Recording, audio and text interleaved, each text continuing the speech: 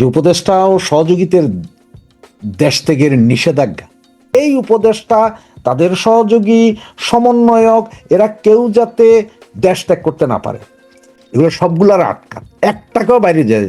এবং এর মধ্যে যে ৩-৪ জন যারা সমন্বয়ক, যারা এমপি হয়েছে, তাদেরও আটকায় ফেলান, কোনো সমস্যা নাই। দেখবেন বাংলাদেশের মানুষ আপনাদের এই সমর্থন করে, আপনাদেরকে সমর্থন করবে, কথাটা মানেন, আপনাদের এই সমর্থন করবে। এদের সবগুলোর আটকায় প্রথমে তদন্ত করেন, আসলে প্রকৃত তদন্ত করেন, যে দুর্নীতি করে না তারা ছেড়ে দেন, আর যে বেটা করছে তারে আটকান, ঢুকান। কিসের নোবেল প্রাইজ আর কিসের এই শফিক মফিক, নোবেল, ইউনুস মিনুস যা আছে, লামিয়া, মোর্শেদ, এগুলোকে কিন্তু আপনারা আগামী 72 ঘন্টার ভিতরে সাইজ করে দিতে হবে। আর সাইজ করে দিলে সেটা হবে যে প্রেসার গ্রুপ।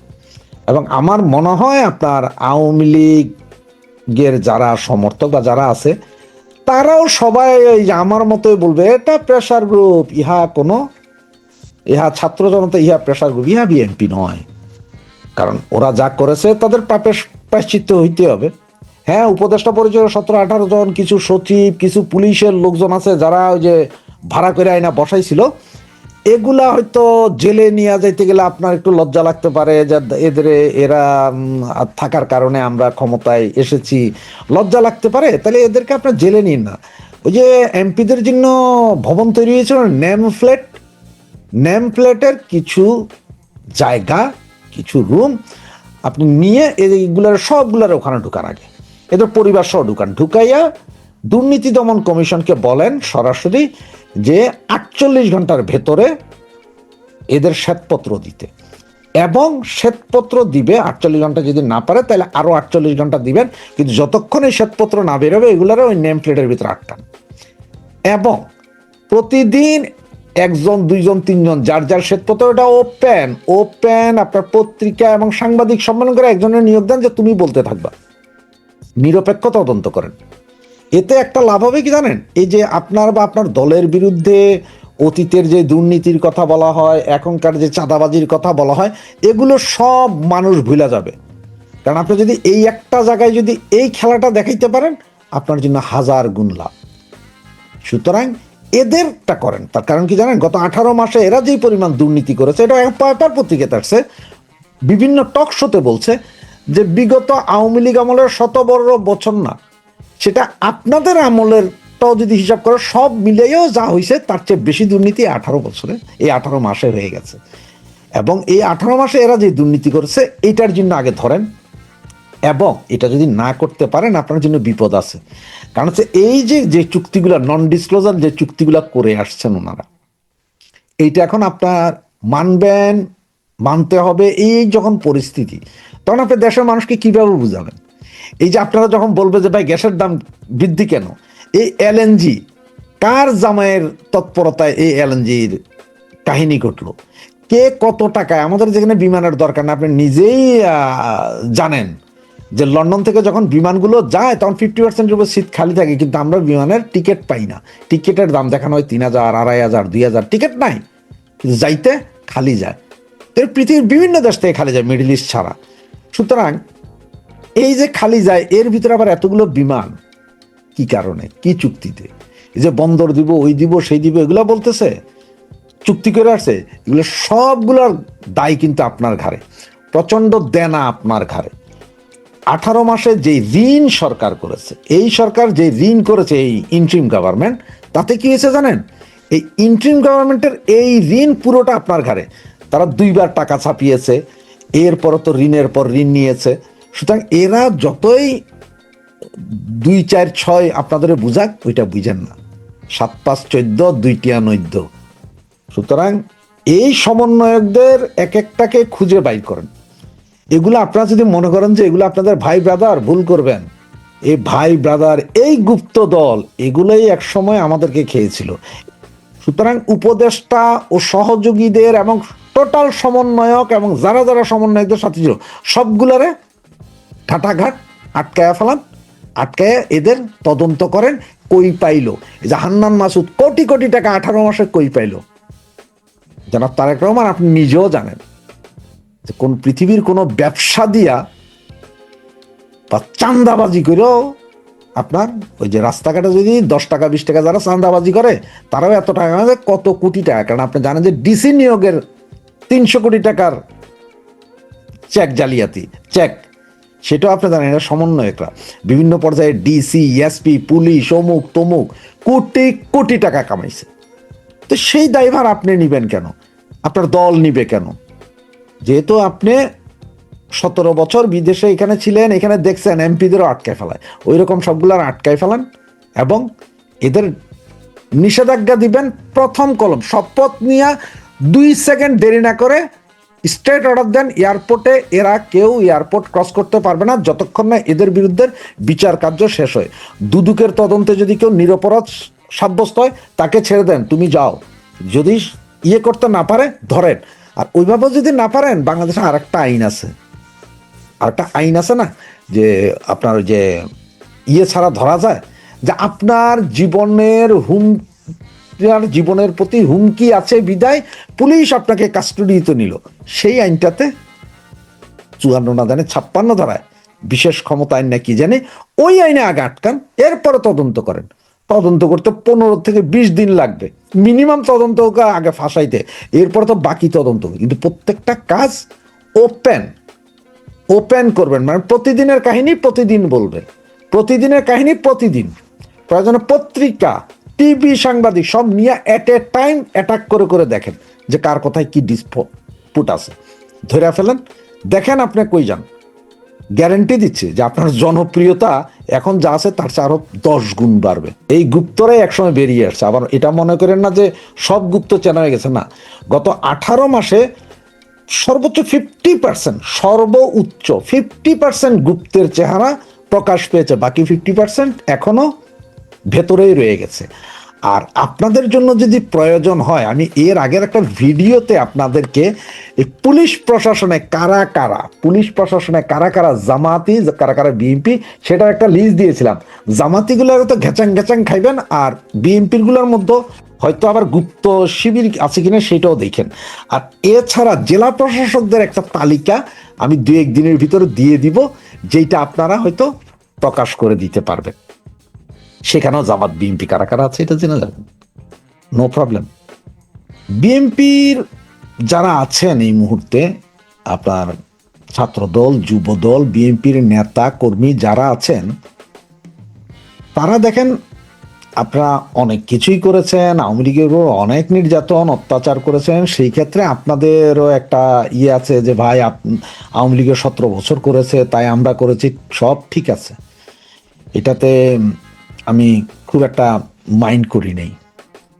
তো আপনারা করেছেন, তবে সবচেয়ে মজার বিষয় কি জানেন, আপনারা যতটুকু না করেছেন তার চাইতে আপনাদেরকে পেছন থেকে ইন্ধন দিয়ে জামাত এনসিপি, মানে জামাত এবং এনসিপি এখানে কোনো পার্থক্য নেই, দুইটাই একই সাপ একই বিষ, এরাই আপনাদের করিয়েছে। আর আপনাদেরকে এরা করিয়ে আপনারা যখন করতে গেছেন তখন পেছন থেকে আপনাদের ভিডিও ফুটেজগুলোই তুলে আমাদের কাছে পাঠিয়ে দিয়েছে জামাত এনসিপির লোকেরাই,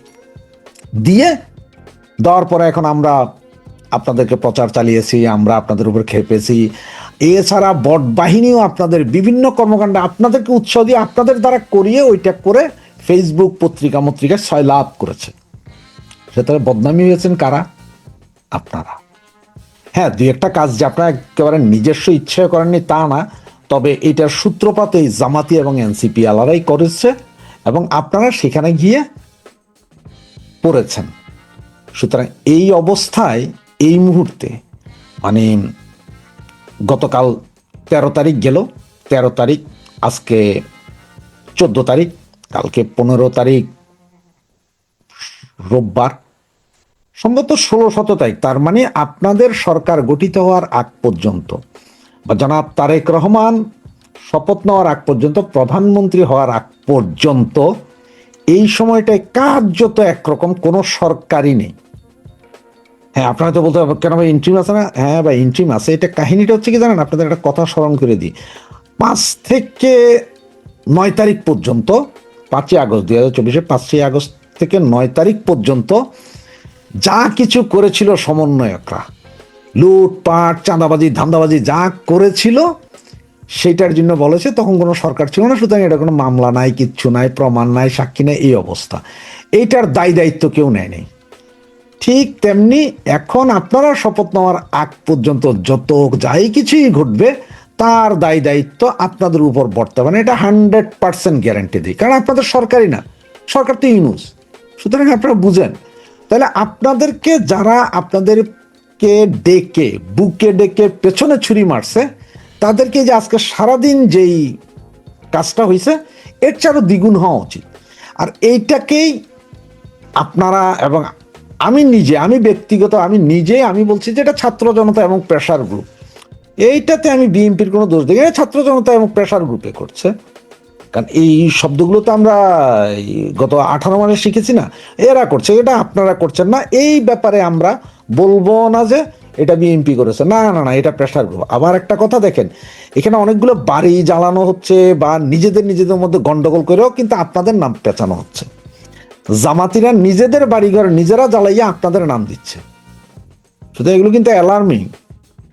বিএনপির বিজয় হয়েছে এই নির্বাচনে, যে নির্বাচনই হব আর যেভাবে নির্বাচনই হব, যদি আওয়ামী লীগকে বাইরে রেখে একটা নির্বাচন হয়েছে, এটা একটা অবৈধ নির্বাচন। তারপরও আপনাকে সংসদীয় গণতন্ত্রের হিসাব যদি করতেছেন, আপনাকে মেনেই নিতে হবে যে হ্যাঁ নির্বাচন হয়ে গেছে, কারণ পরবর্তী কোনো সরকার এসে এই নির্বাচনকে বাতিল ঘোষণা করতে পারবে না। যেমন 96 একটাও পারেনি 15 ফেব্রুয়ারি ইলেকশন, সেম। তো এখানে আপনারা যদি মনে করেন যে বিএনপির বিজয় হয়েছে, সেই জায়গায় আমার একটু খটকা আছে কি জানেন, বিএনপি না, আসলে ভূমিধস বিজয় হয়েছে জামাত ইসলামের। এখন আপনারা অনেকে বলতেন ভাই কিরকম ভূমিধস বিজয় হলো, কই থেকে আমি আজগবি খবর আনলাম। জামাত পাইছে মাত্র প্রায় 70 আসন, বিএনপি পাইছে 225-এর উপরে আসন। হ্যাঁ, এখানে হিসাবটা অন্য জায়গায়। যদি আপনাদেরকে একটা ছোট্ট উদাহরণ দেই তাহলে আপনারা হয়তো একটু বুঝবেন। সেটা আমি আমার এলাকার কথা বলি। আমার এলাকায় 4টা ভোট কেন্দ্র, 2টা পুরুষ 2টা মহিলা ভোট কেন্দ্র।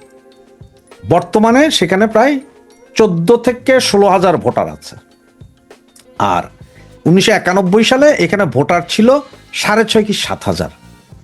তো 1991 সালে দেখা গেল যে আওয়ামী লীগ বিএনপির ভোটে বিএনপি পেয়েছিল 3,500, আওয়ামী লীগ পেয়েছিল 650 ভোটের হিসাব। তার মানে বুঝেন এবার ওইটা কি পরিমাণ বিএনপি অধ্যুষিত একটা এরিয়া। সেই জায়গায় 96 সালে যখন আওয়ামী লীগ ওই 550 থেকে 1150-তে উত্তীর্ণ হলো, বিএনপি কিন্তু সেম 4,500-5,000 ভোট পেল 96-তে।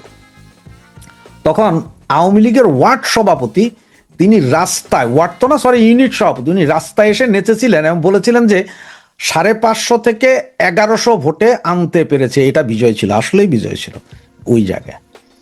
এরপরে কালের প্রকারান্তরে বিএনপি সবসময় 7-8 হাজার হলে আমরা আওয়ামী লীগ আলারা হয়তো আপনার 2-2.5 হাজার ভোট পাইতে, এই ছিল অবস্থা। জামাতের অবস্থা খুবই শোচনীয়। জামাত 200-250-300 এরকম ভোট পাইতো। সে জায়গায় এইবার যা হয়েছে দেখেন, আওয়ামী লীগ নির্বাচনে নাই, ওকে আওয়ামী লীগের লোকজন যায় নাই।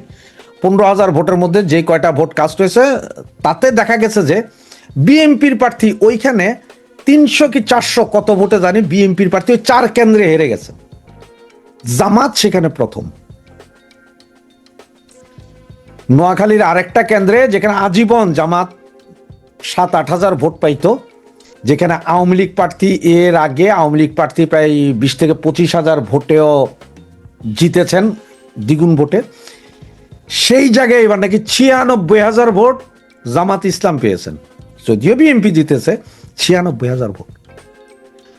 ঢাকার 20টা আসনের মধ্যে 7টা আসন জামাত জিতেছে। জামাতের যে আমির 3বারের ফেল করা আমির, তিনি এবার 20,000 ভোটের অতিরিক্ত দিয়ে জিতেছেন। জামাত সমর্থিত প্রার্থী ডারবিন নাসির আপনার মির্জা আব্বাসের বুকে হিমশীতল কাঁপন ধরিয়ে দিয়েছেন। মানে আওয়ামী লীগ বিহীনের নির্বাচনে জামাত টোটাল মেকানিজম করেছে, বিএনপিও মেকানিজম করেছে, কেউ মেকানিজমে ছাড়েনি। কিন্তু এখন আপনার মধ্যে প্রশাসন, এটা ভাই ওগুলা বাদ দেন। জামাতের এই উত্থান, এটা হচ্ছে যে ভূমিধস বিজয়। আর এই অবস্থা যে আগামী 5 বছর চলে, তাহলে কোথায় গিয়ে থাকবে বুঝছেন? আগামীতে হয়তো সরকার জামাত গঠন করার স্বপ্ন আবারও দেখতে পারে। তাদের এই বিজয় কিন্তু, আপনারা যদি মনে করেন যে ভাই দৌড়ো ভাই কি বলতেছেন, এটা অবৈধ নির্বাচনে, যাই হয়েছে এখন জামাত নির্বাচিত, জামাত কি করছে দেখেন, যেই সব সিটগুলো তোরা জিতছে, যেসব সিটগুলো তোরা জিতে নাই, সব সিটে আওয়ামী লীগের কারা কারা আছে, কারা কারা আওয়ামী লীগের ভোট দিবে না, যাবে না, হাটকোর, এদের লিস্ট করে কিন্তু সকালবেলায় মহিলা দিয়ে সমস্ত ভোট দেওয়াই দিছে, মহিলাদের ভোট মহিলা দিয়ে। এইবারের নির্বাচনে আপনি যদি বলেন, আমরা যদি বলি যে আপনার 20% ভোটারও গিয়েছে, তাতে 10%-এর অধিক কিন্তু মহিলা ভোটার, বাকি ভোটারই পুরুষ। এখন পুরুষ ভোটারদের মধ্যে বিএনপি এমন এমন কিছু আসন আছে যেটা আমি জানি যে সেখানে নির্বাচনের আগের দিন বিএনপি 800, 500, 1000 করে দিয়ে ভোট টেনে নিয়ে যেতে হয়েছে কেন্দ্রে। সেক্ষেত্রে জামাত যে দেয়নি তা না, জামাতও অনেক জায়গায় 1000, 1500, 2000 টাকা করে ভোট কিনে নিয়ে গেছে। যদি আওয়ামী লীগ থাকতো এটা তো আরো টাফ হইতো সবার জন্য।